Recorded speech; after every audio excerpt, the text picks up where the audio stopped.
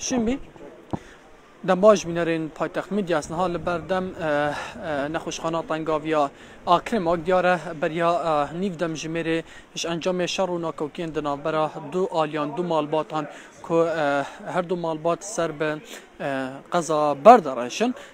از جبوزیده تر زانیاران دکاک نیچیروان فخردین بر پس راگهان قضا آکری بارگیرم کاک نیچیر اگر با من بحث که چند کس برین داره؟ سه بریندار ایناینا بشواراتن نخوشخانه گلانی آگشتی مخابنی و ایکشون بریندارانش بر سختی ها برینا خو هاتر آن کرم باجر اولیه چون که گلاب سری بیکب بو اوین دیگه جهر دونو کل بشواراتن چهار سری ها خو واردگرن جر چاودریان نجداران دانه خود چند کس بریندارن؟ سید که هندی بشواراتن نخوشخانه گلانی آگشتی او کسی بریندار جیوان چنده؟ ایکشون 15 ساله، ایک 40 ساله اوی هاتی هنارتون باولیره، اوی دیجی 5 ساله. بله. باشه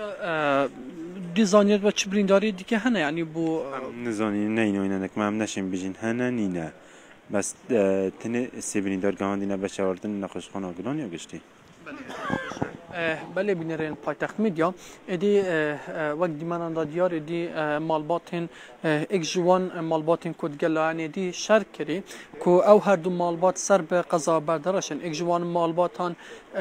لگنده با مرزینه و اکج مالباتن دیجی لگنده جوجرینه کل دم اکج لاین دیج تازیه که هفلیر هاتی و دیاره سر کارود گل دست بی بسر ایک هلبون او شروان دست بی بتنیم بیجین به دارو برام بویا لدیو دا